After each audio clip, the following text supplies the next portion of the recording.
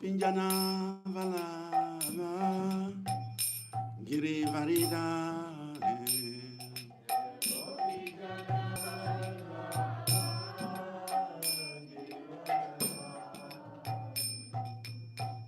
Yashodanananda Rajajana Ranjana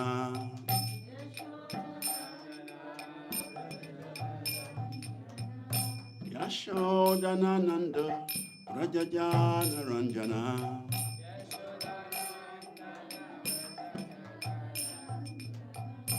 Yamuna Tira Vanachari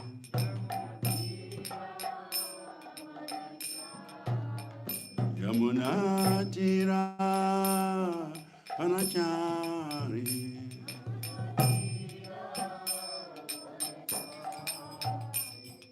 Jaya Radha Madhava Kunya Bihari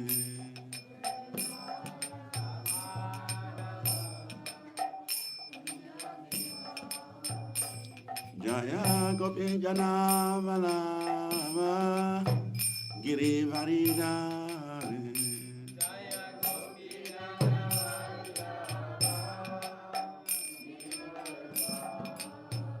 Yashodanananda Rajajana Ranjana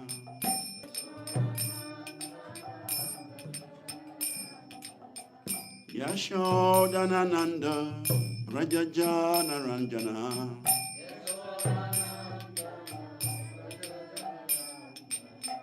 Yamuna Tira Vanachari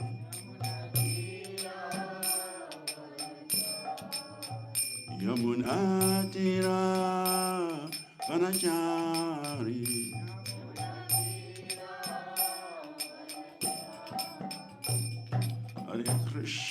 Hare Krishna Krishna Krishna Hare Hare Hare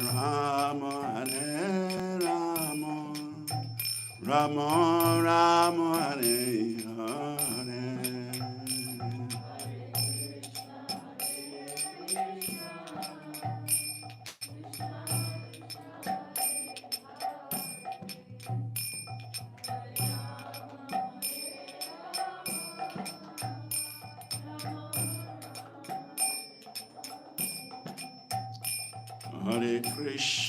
Hare Krishna Krishna Krishna Hare Hare Hare Rama Rama Rama Hare Hare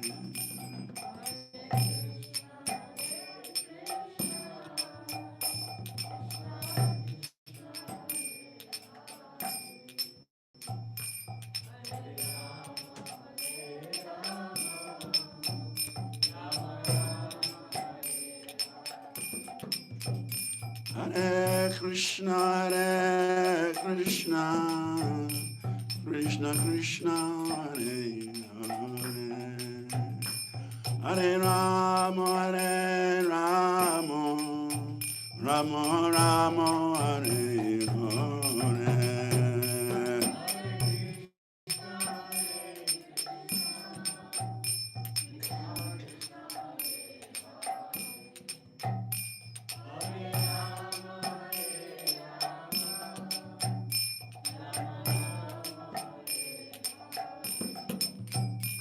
Hare Krishna Krishna Krishna Hare Hare Hare Rama Rama Rama Hare Hare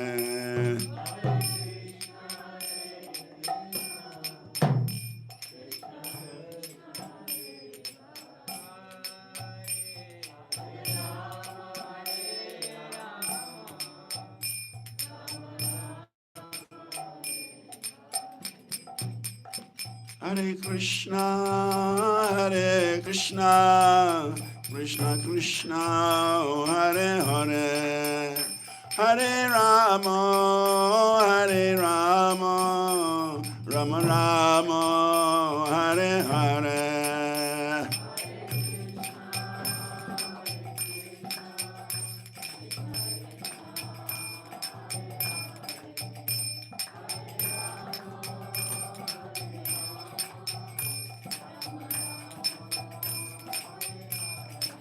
Hare Krishna, Krishna Krishna, Hare Hare, Hare Rama, Rama Rama, Hare Hare.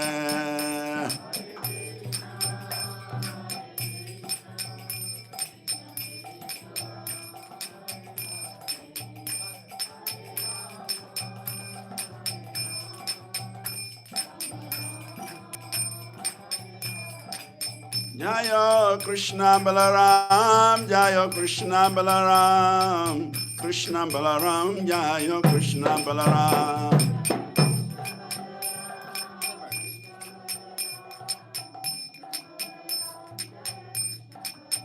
Jaya Lalita Vishaka, Radhe Sham, Jaya Lalita Vishaka, Jaya Radhe Sham.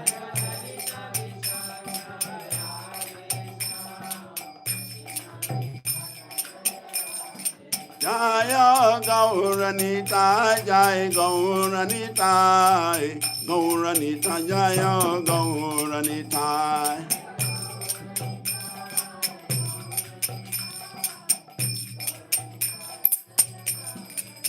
Jaya Gauranita, Jaya Gauranita, Gauranita, Jaya Gauranita.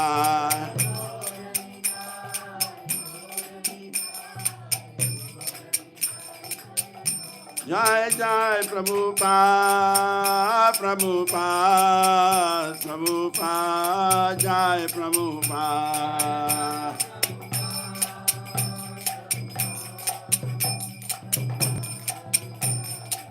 Jai Jaya Gurudev, Gurudev, Gurudev, Jaya Gurudev.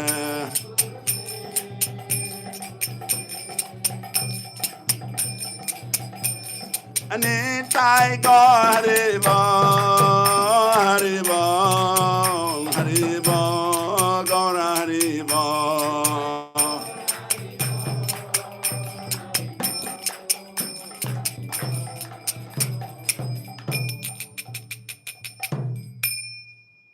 Jai Shri Krishna Balaram Ki Jai.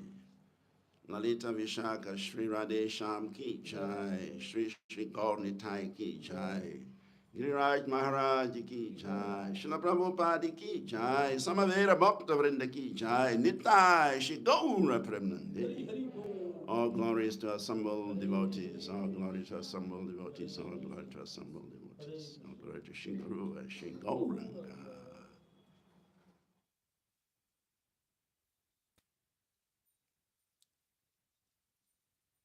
Om Jnana Timaridasya Jnanan Ganashalakaya Chakshuram Militam Yena Tasmai Sri Gurave Namaha Sri Chaitanya Manobhistam Stapitam Yena Bhutale Swayam Rupa Kadamayam Dadati Swapadantikam Vandeham Sri Guru Sri Yukta Padakamalam Sri Gurum Vaishnavamscha Sri Rupam Sagrajatam Sahoguna Ragunastam Bitam Tam Sajivam Sadvaitam Savadutam Parijana Sahitam Krishna Chaitanya Devam Sri Radha Krishna Padam Sahagana Lalita Sri Vishakam Bitam Scha Nama Om Vishnu Padaya Krishna Prishtaya Bhutale Srimati Bhakti Vedanta Swami Iti Namini Namaste Saraswati Devi Gauravani Pracharini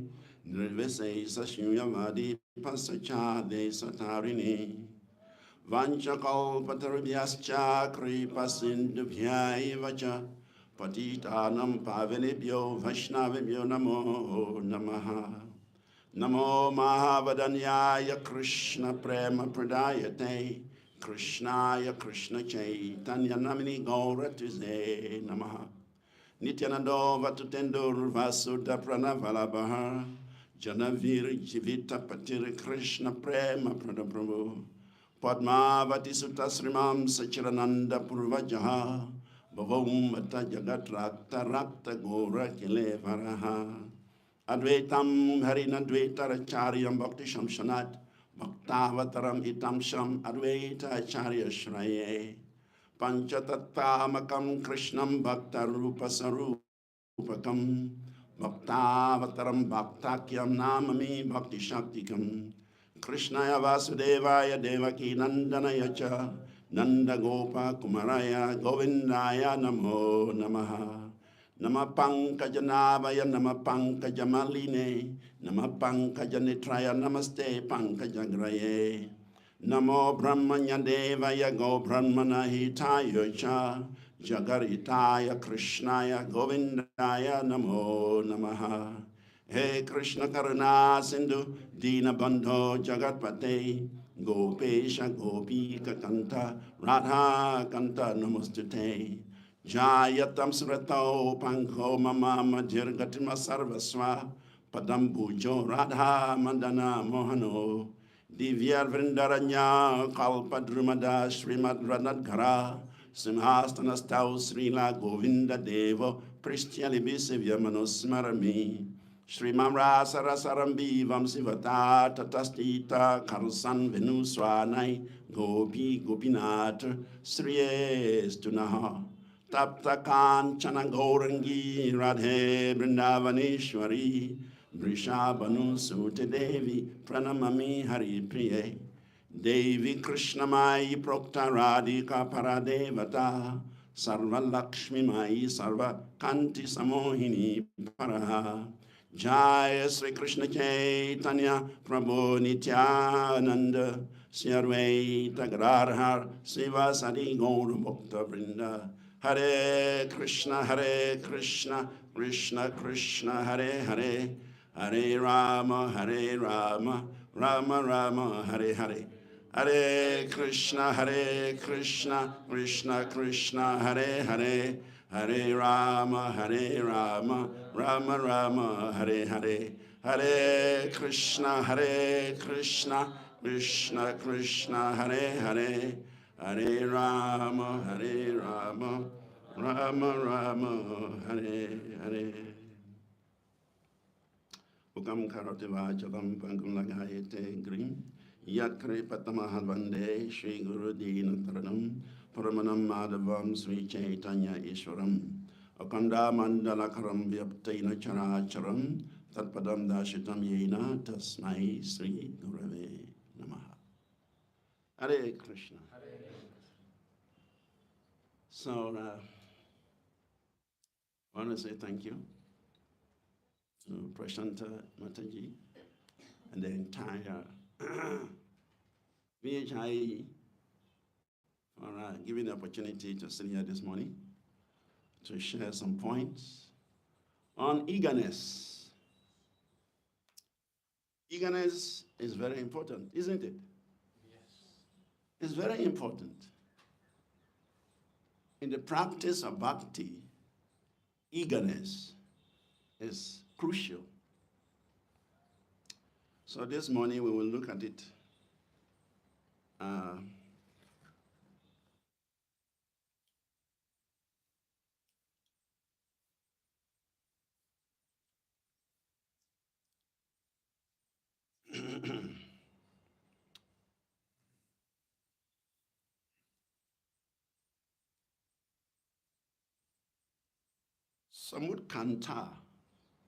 Samudkanta means complete eagerness.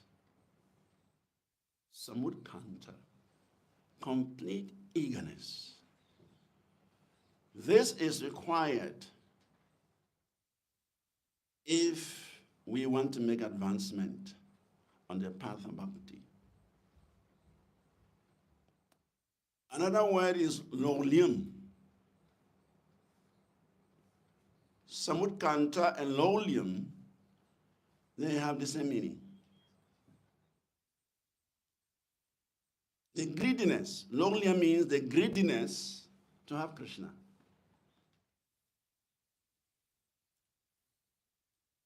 Tatra lolyam eka lolyam.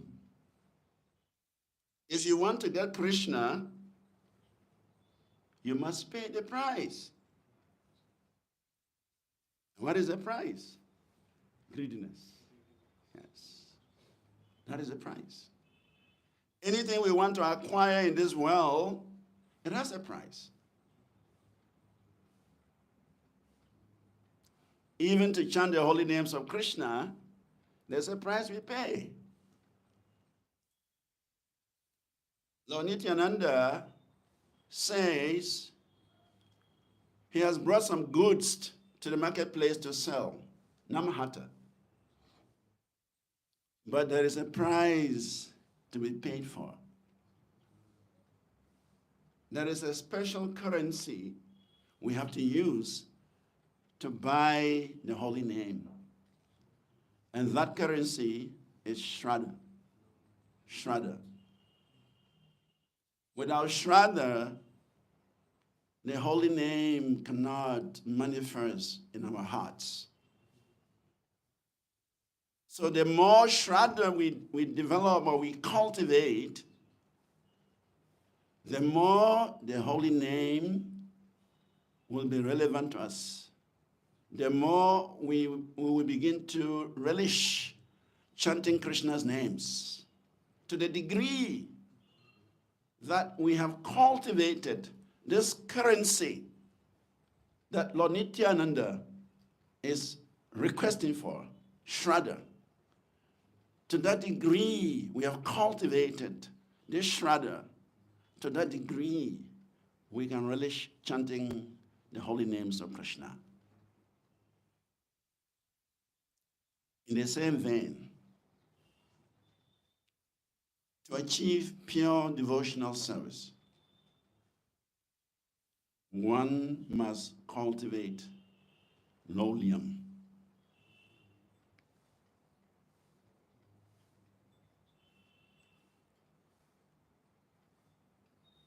In order to elucidate this further, we'll look at some incidents. We call them case studies. We look at some case studies in the Vaishnava tradition.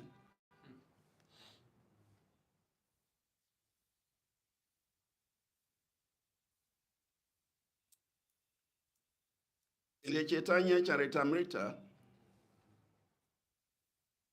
Antya Lila, chapter 14, verses 24 to 30.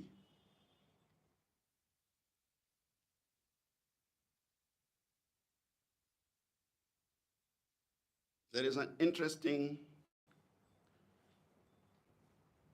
episode described by Srila Krishna Das Kaviraj Goswami.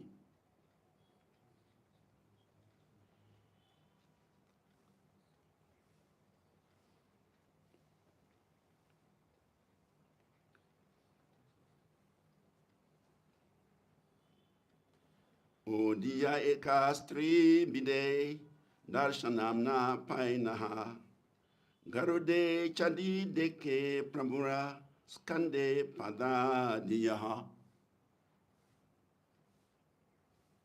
So suddenly, a woman from Orissa, unable to see Lord Jagannath because of the crowd, climbed the column of Garuda, placing her foot on Sri Chaitanya Mahaprabhu's shoulder. It's a very serious thing. Climbing the Garuda Stamba is an offense because Garuda is a Param Vaishnava, always associating with Lord Vishnu, always carrying Lord Vishnu everywhere. So it's a very special tadiya for Lord Vishnu. It's a parishada, an associate, eternal associate of Lord Vishnu. So to climb on that Garuda Stamba is considered a very grievous offense. What more? The lady stepped on Chaitanya Mahaprabhu's shoulder. The Supreme Personality of Godhead. He has increased her offenses.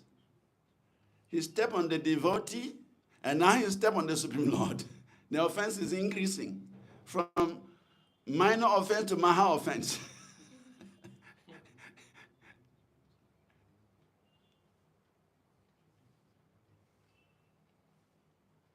So certainly, there must be some consequence. There must be some punishment for creating such a serious apparat. But we shall see what happens. In text 25, it says, Dikiya Govinda aste vyaste strike vrajilaha tare namaite Prabhu Govinda nishe dilaha. When he saw this, Chaitanya Mahaprabhu's personal servant, Govinda, hastily got her down from the position. Practically speaking, it's like Govinda got her down. He considered an offense to step on Garuda and to step on Lord Chaitanya's shoulder. So he hastily brought her down. However, Sri Chaitanya Mahaprabhu chastised him.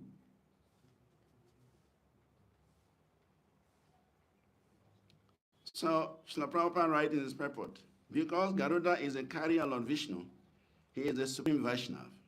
Therefore, to touch his body with one's feet or to climb on the column of Garuda is certainly a Vaishnava apparat, an offense to a Vaishnava.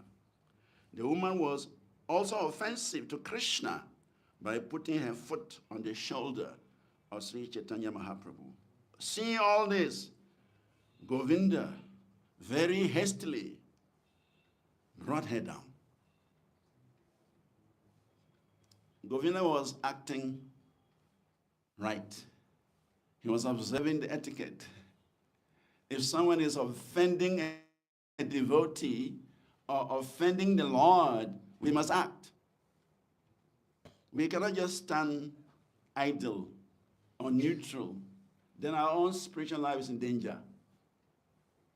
It's that if an offender to the holy name, offender to the devotee, offender to Krishna, a devotee should not just stand by. You should do something. The severest thing you can do is to cut the head of that offender, which is not very practical.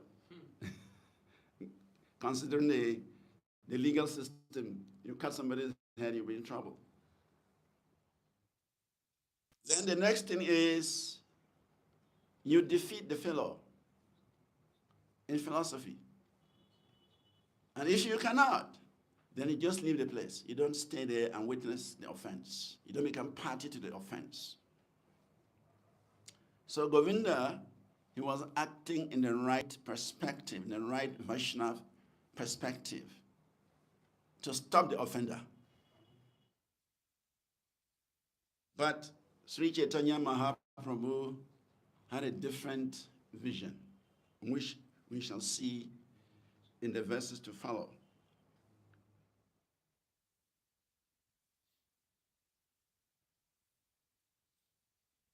In verse 26, it says, Adivashya estri na karavarjanaha karuka yatesta jagannatha darshana. Sri Chaitanya Mahaprabhu said to Govinda, "Oh, Adivasya," which means an uncivilized man. Mahaprabhu chastised Govinda. He calls him Adivasya, an uncivilized man. Do not forbid this woman to climb the Garuda stamba. Don't forbid her. Let her see Lord Jagannath to her full satisfaction.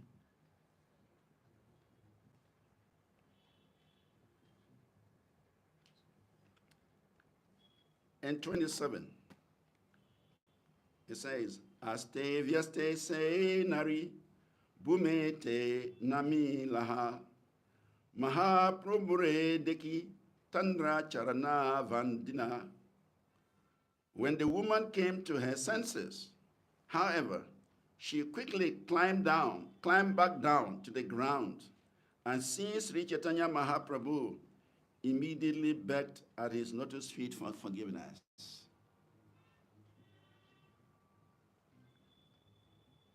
So she didn't even see that he was stepping on a sannyasi's shoulder. He didn't even see he was stepping on a very exalted personality's shoulder. Her eagerness to see Lord Jagannath was overwhelming. And that is the consideration here. We shall see in the next verse. In 28,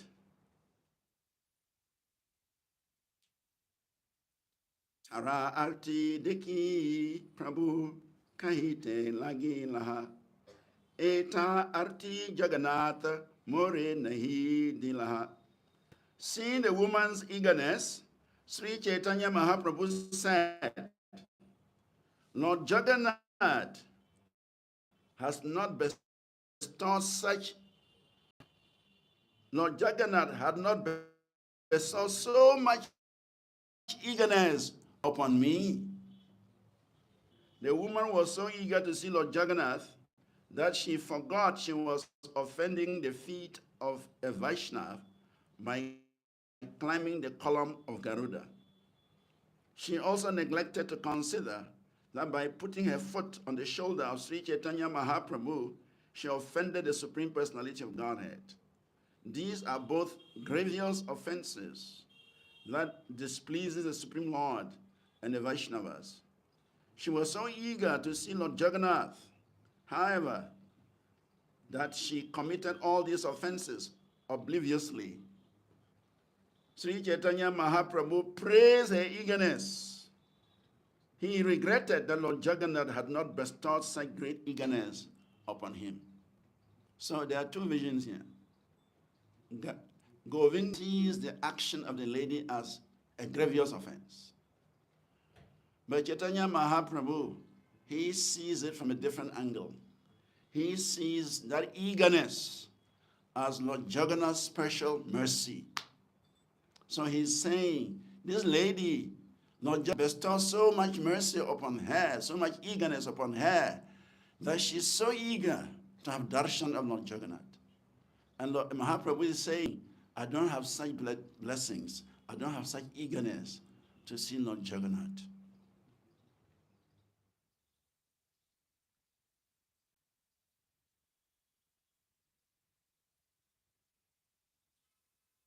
In 29, it says, Jagannate avishta ihara tanun mana prane moras kande padaha daicha taho nahi jane. She has fully absorbed her body, mind, and life in Lord Jagannath. Therefore, she was unaware that she was putting her foot on my shoulder. And then the last verse is 30.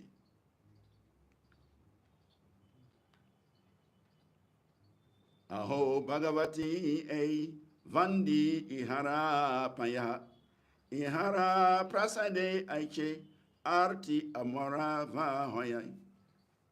Alas, how fortunate this woman is. I pray at her feet that she favor me with her great eagerness to see Lord Jagannath. So, Sri Chaitanya Mahaprabhu, the Supreme Personality of Godhead, who descended into this world to distribute love of Godhead, to liberate everybody, he is here praying for mercy. She's here begging for eagerness from an Orishas lady who actually committed an offense by stepping on Garuda and stepping on his shoulders.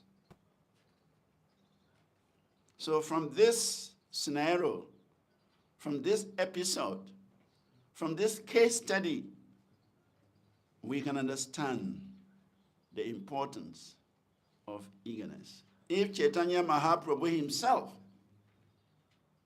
is begging the Orison lady to give her some of her eagerness to see Lord Jagannath, then we must understand the importance of eagerness.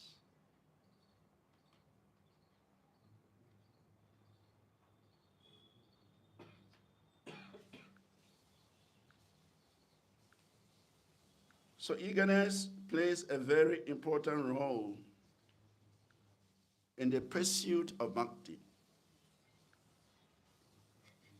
In fact, in a discussion between Sri Chaitanya Mahaprabhu and Ramananda Raya, this verse comes up.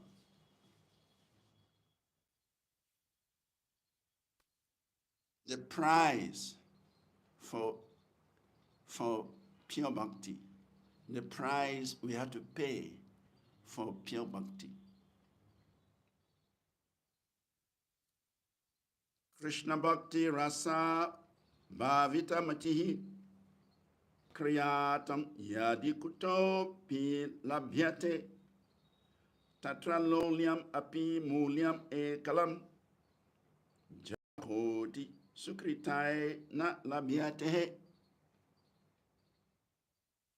Say pure devotional service in Krishna consciousness cannot be had even by pious activity in hundreds and thousands of lives.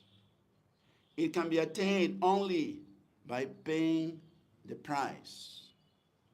And that is intense greed to obtain it.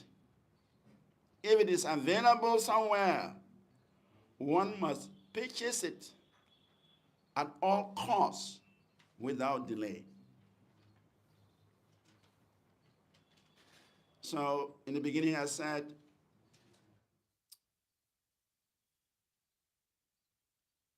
Samutkanta means complete eagerness. Samutkanta, complete eagerness. And then lolyam, intense greed to have Krishna. These two words are interchangeable. To develop pure devotional service, we need this complete eagerness, or we need this intense greed.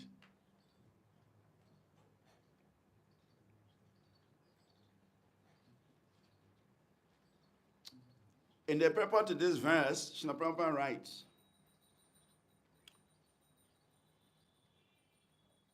he said the previous two verses are included in the Padiyavali on Rupa Goswami.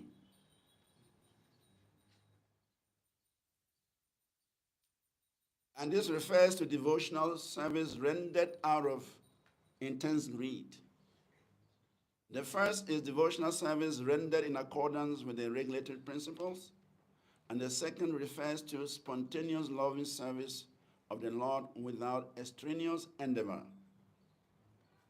Henceforth, the basic principle underlying the talks between Sri Chaitanya Mahaprabhu and Ramananda Raya will be spontaneous loving service to the Lord. The regulated principles, according to the injunctions of the Shastras, are necessary insofar as one's original dormant Krishna consciousness is not awakened. An example of spontaneous action is the flowing of rivers into the ocean. Nothing can stop this flow of water. Similarly, when one's dormant Krishna consciousness is awakened, it spontaneously flows to the lotus feet of Krishna without any impediments.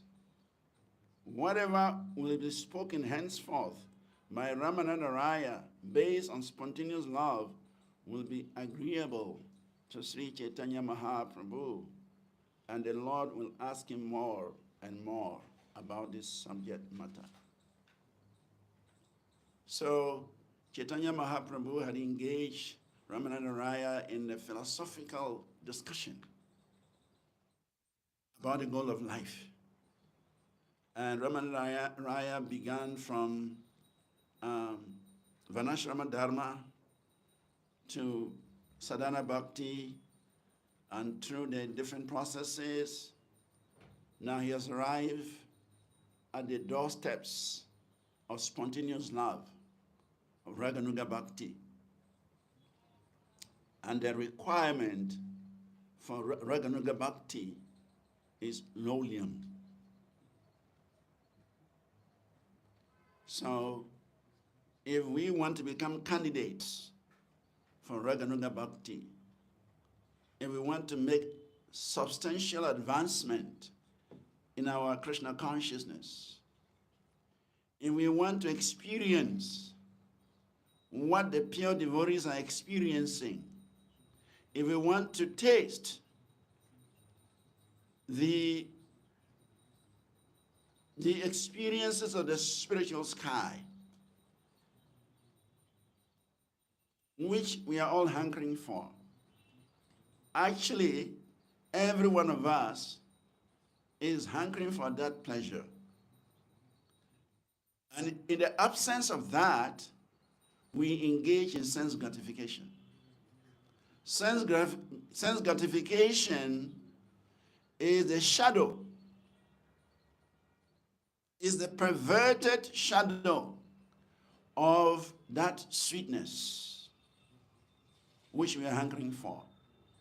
If we want to taste the sweetness of Krishna consciousness, then we have to cultivate this eagerness.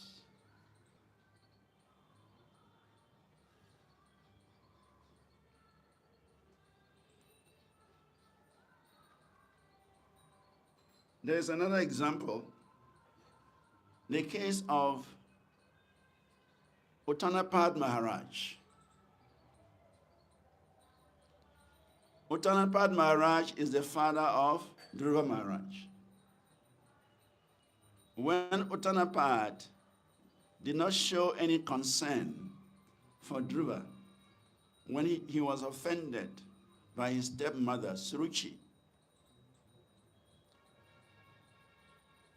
Dhruva left home and went to the forest. Actually, what pained Dhruva the most is not the offense of the mother, the stepmother.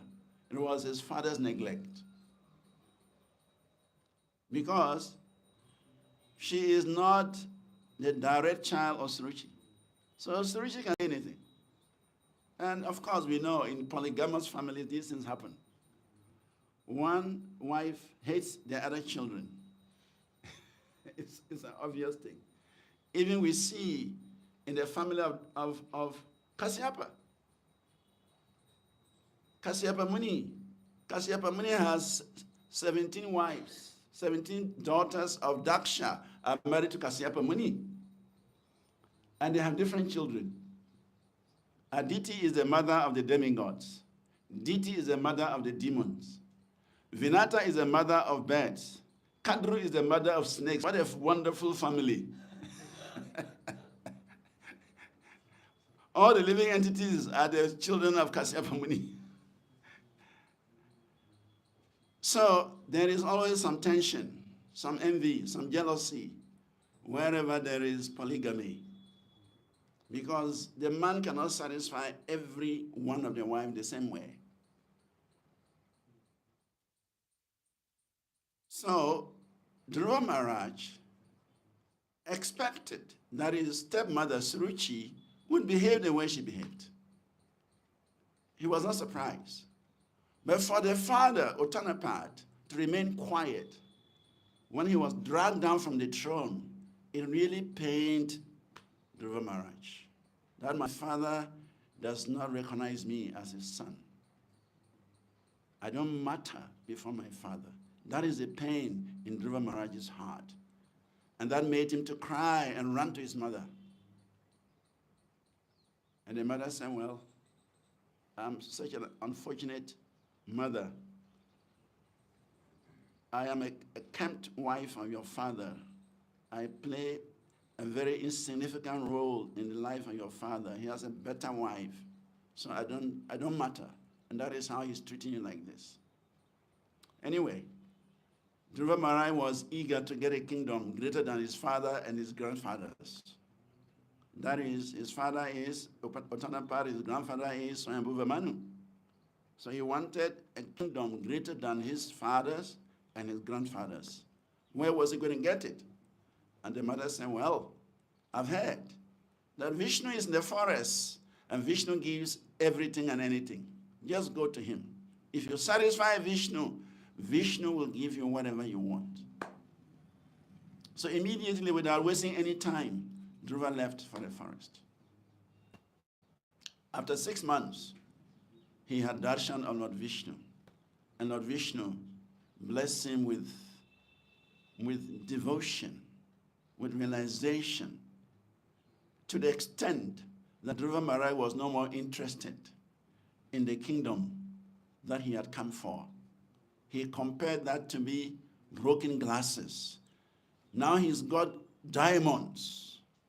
He's got very expensive diamonds. What is the use of these broken glasses? But the Lord said, you have asked for it. You have to take it. I will give you love of Godhead. I will give you everything you need. And going back home, everything I will give you. But still, whatever you've asked for, I'll give it to you. So Dhruva Maharaj came back, a very, very advanced devotee, very special devotee. He had received the mercy of Lord Vishnu. And the news spread everywhere. The greatness or the achievement of Dhruva Maharaj. The whole city was decorated. There was a great reception, VIP reception. He left the father's house in dismay. He left very unhappy. He left in a very sad mood. He left in a very rejected mood. But he came back in a royal order. Elephants, horses, chariots were arranged to receive Dhruva Maharaj. Why? Because he had become a pure devotee of Krishna. So this is very important. He left as an insignificant 5-year-old boy. That did not matter to Maharaj Uttanapad. It did not matter to Suruchi. It did not matter to anybody. But he went looking for Lord Vishnu. And when he got Lord Vishnu, he was completely transformed. He became a different personality. He came back to his home and received such a glorious welcome. Then what happened? Uttanapad was touched. Uttanapad, he had a realization that, see, this little boy, my own boy, he went to the forest for 6 months. He has come back and he has become such an important personality. He's looking very glorious. He's very ecstatic. He's very joyful. He has seen Lord Vishnu. He's a different person now. What am I waiting for? So he borrowed the eagerness of Dhruva Maharaj. Seeing Dhruva Maharaj's perfection, he was completely overwhelmed with Dhruva Maharaj's perfection. And he felt, to hell with this kingdom, to hell with all these wives, to hell with all these attachments. I also want to be like my son, Dhruva Maharaj.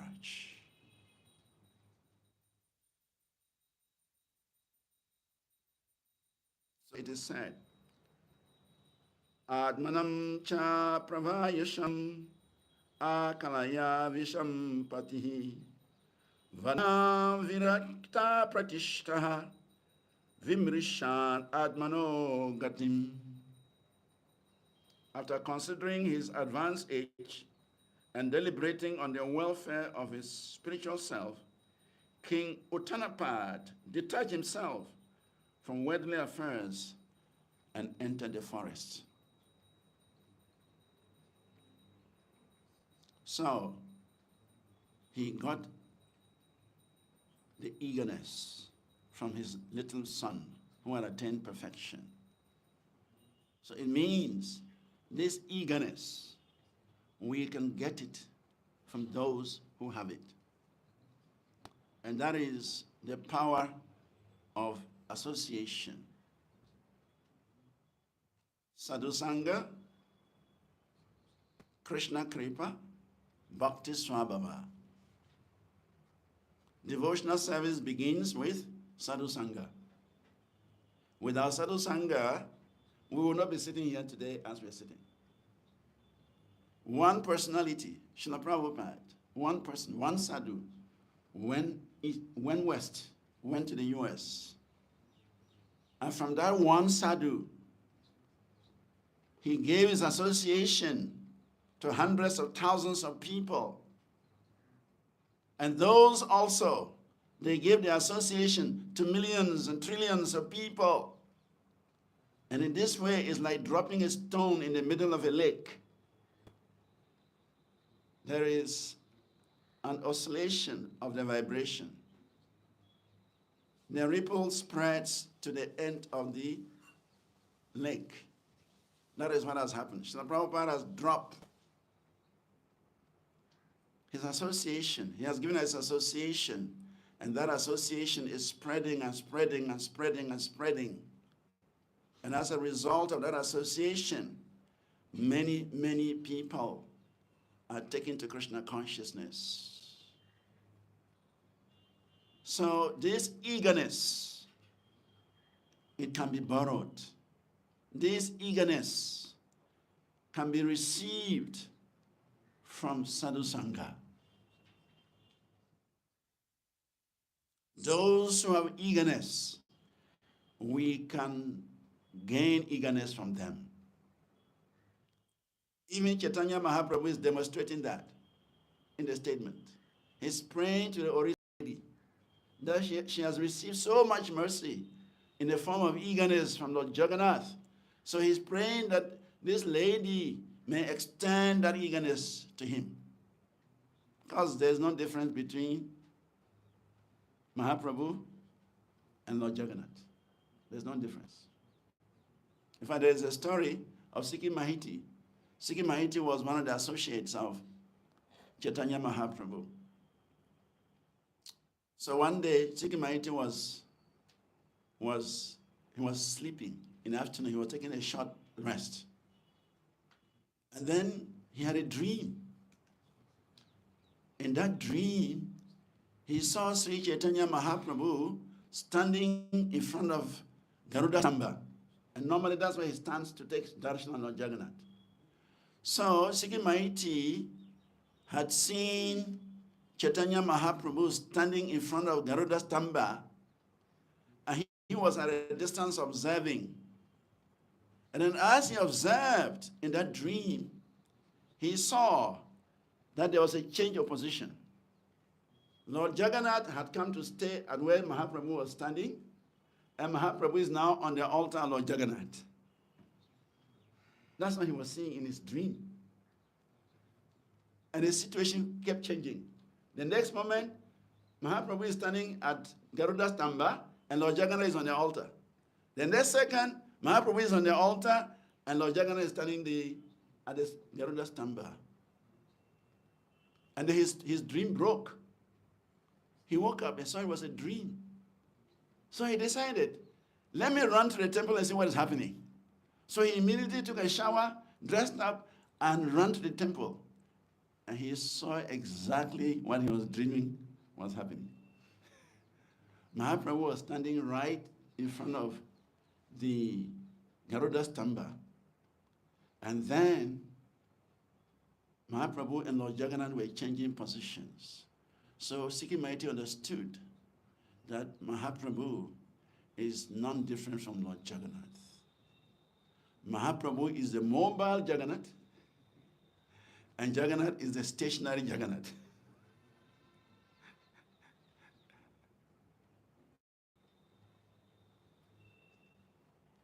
So Mahaprabhu is none different from Jagannath, But here, he's just giving us an example. He's setting a standard. He's setting an example for us. He's begging the Orishas lady to give him some of her eagerness to see Lord Jagannath. So the understanding is that we can always beg for this eagerness. We can always beg for this greediness. We can beg for enthusiasm. We can beg for faith. We can beg for the holy name. We can beg. In fact, the devotee is a beggar. My Guru Maharaj has written some series of books, The Beggar, of the Tita Maharaj. The Beggar. You need to read those books. It says a devotee's life is a life of begging. Not begging for material things, but begging for spiritual qualities. So, this eagerness, we have to beg for it, as Mahaprabhu has demonstrated. We have to beg for it. When we see devotees who are very eager in their services, when we see devotees who are very eager in chanting the holy names, when we see devotees who are very eager in distributing Srila Prabhupada's books, when we see devotees who are very eager in studying Srila Prabhupada's books, when we see devotees who are very eager in doing some service, we shall approach them and beg, Prabhu, Mataji, can you please give me some of your eagerness? Bless me with some of your eagerness so that I can also serve eagerly, enthusiastically, greedily. It is required to make advancement in Krishna consciousness. These qualities are necessary. And so we must make an effort. We must have a plan to cultivate these qualities by begging the devotees.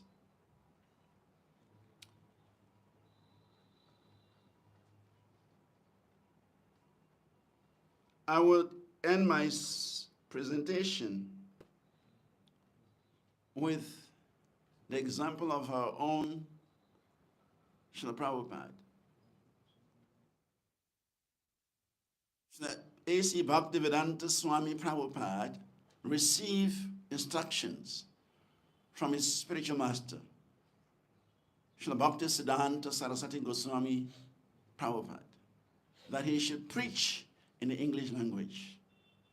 He should write books, publish books, and distribute. That was the order he received from his spiritual master. Prabhupada was meditating on these instructions. He was meditating and planning how to execute it. And then we see how Srila Prabhupada became very eager to start the preaching. Prabhupada went to Jhansi and actually started the lake of devotees. Before Prabhupada started ISKCON, he had started one organization. It's called the League. Americans say League, the British say Leg, whatever. But it's the same thing. The League of Devotees, Prabhupada started in Jhansi. And he had some little support. They gave him a hall. He had some few people who supported him. It is even reported that Srila Prabhupada's first disciple is in Jhansi.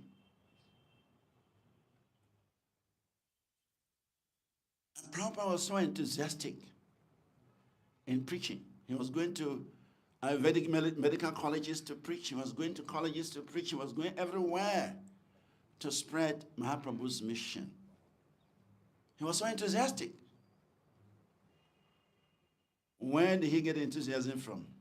From the instructions of Srila Bhaktisiddhanta Saraswati Thakur Prabhupada. He got the enthusiasm from his spiritual master. And although the preaching in Jhansi did not last, because those people who gave him the hall, after some time, they took him back for some other social work, political work, whatever. But it was Krishna's plan. Krishna wanted to give Prabhupada a bigger field, preaching field. So he arranged to take away that little place. And then Prabhupada came back to Vrindavan and began to write. And then in the year 1965, Prabhupada went to the West. But that enthusiasm, that eagerness, that greediness was still with Prabhupada. Wherever he went, that eagerness, that enthusiasm, that greediness in the service of the Lord, in spreading Krishna consciousness, was always with Srila Prabhupada. And so, in the West, many obstacles came up. Prabhupada had so many challenges. For the whole year, he had nowhere to lay his head. He had no source of income, nobody to rely on. But Prabhupada's eagerness to spread Krishna consciousness carried him on.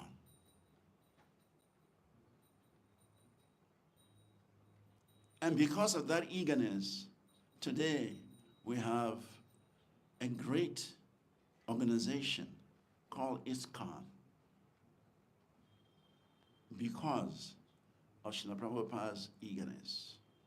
He was eager to preach. He was eager to write. He was eager to spread Krishna consciousness. He was eager to establish temples. He was eager to make sure the whole world is blessed with Krishna consciousness.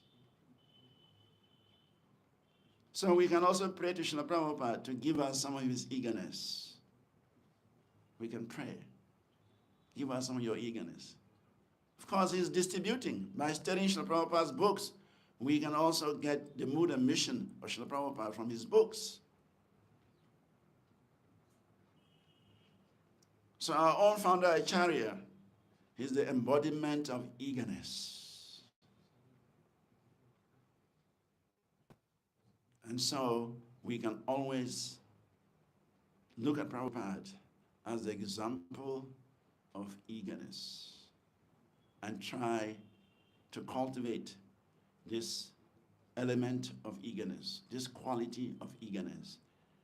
It is very crucial for moving from the platform of sadhana bhakti to the platform of raganuga bhakti or bhava bhakti. If we want to taste Krishna consciousness, then we need this eagerness. It is this eagerness that can take us from the platform of a sadhana to the platform of spontaneous Krishna consciousness. And on this note, I have some 5 minutes in case there are some contributions, or there are some comments, or there are some questions. Prashanta Mataji is here. She will save me if the questions are too difficult. Hare Krishna. Yes, Prabhu.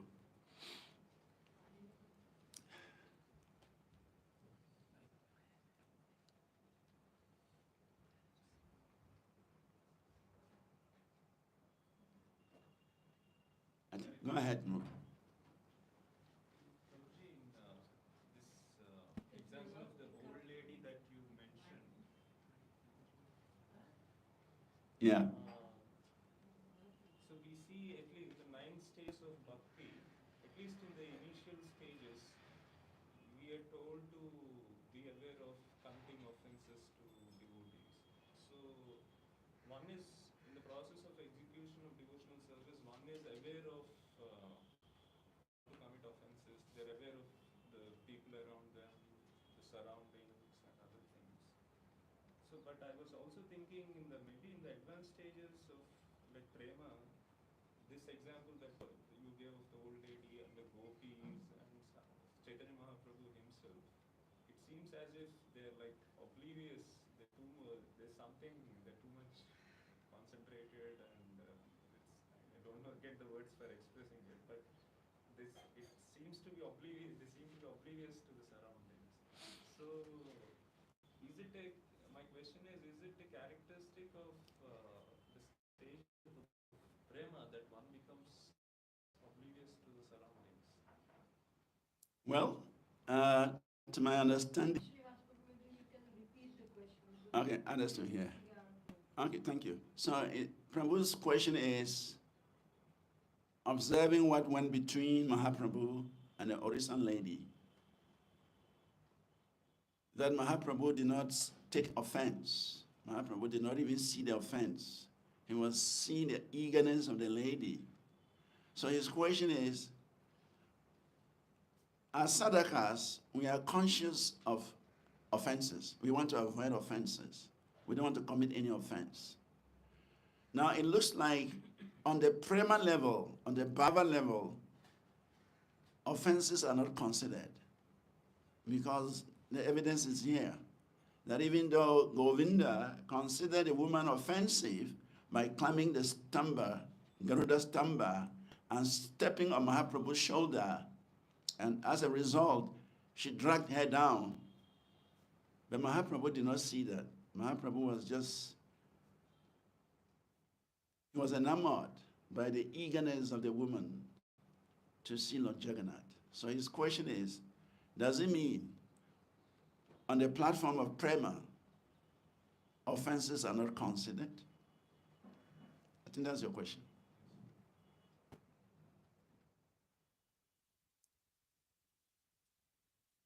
Prashanta Devi, can you save us? Do you have something to say in this?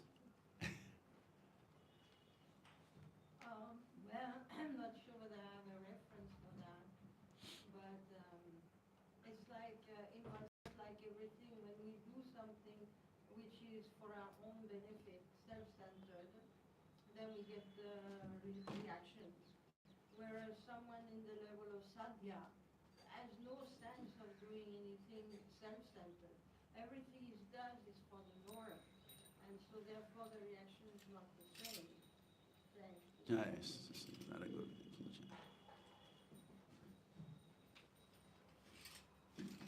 We could also say that it is at the level of, from the level of sadhya, that all offenses are burned by the power of that kind of bhakti. It burns all offenses. We know that whatever offenses are there, that the stages of anartha nivritti, different things are destroyed at different levels. And it says the traces of offenses, they remain up to the stage of bhava. And when the stage of bhava comes, it is so powerful that it destroys everything. And so, in one sense, like that, somebody commits an offense inadvertently, like this, completely unaware because of absorption in the Supreme. And so this first of all, the power of his devotion is such that it burns everything. And as we said, these are not at all self-centered. They are completely for the benefit of the Lord. So it is a different platform altogether. Thank you. That's... Thank you.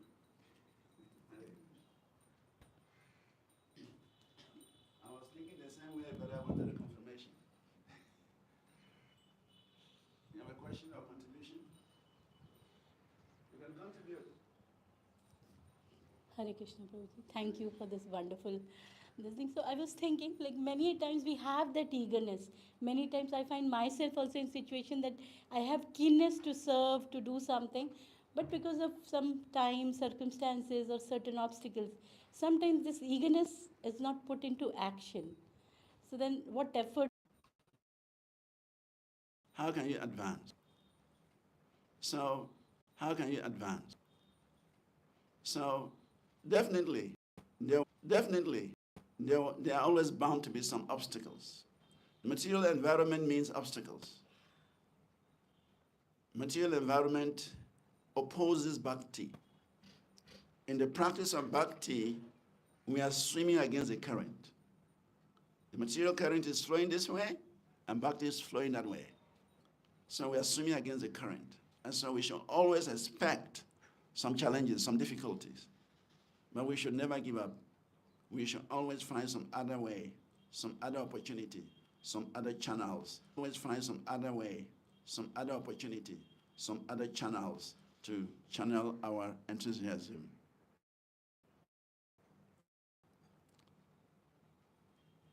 So find ways to make sure that this enthusiasm doesn't die. If you have enthusiasm, find some channel. If one road is blocked, you find an alternative route. If one service is taken, you find another service. Once one devotee approached me, he was put in charge of washing the temple every evening. And then he did something and they stopped him. So he was very sad. He came to me and said, Prabhu, I've been stopped from doing this service and I feel very bad. I said, but that's not the only service in the temple. There are 1,001 services. If one service is taken away from you, create another one. And do it better so that your president will see that you are very committed. He'll bring you back to that service. But if you start lamenting and crying and go and sit in a corner, nothing will come out of it. I said, look around. There are cobwebs on the building. Get a long broom, start sweeping the building, clean everywhere. And you will see the result. So he did that. He looked for a long broom. He started brushing all the cobwebs, started doing some things around the temple. And the president was surprised to see him doing that. So he said, oh, you are eager to do some service for Krishna. Then he gave him more service. So that's the point. Never give up. If one opportunity is blocked, there are 1,001 other opportunities available. And you can always switch so that you can let this enthusiasm flow. Actually, it's a gift from this episode. Even Mahaprabhu himself is praying for enthusiasm, for eagerness. So if you already have eagerness, don't waste it. It's your currency for pursuing pure devotional service. And therefore, you should take advantage of it. My time is up. It's 9 o'clock.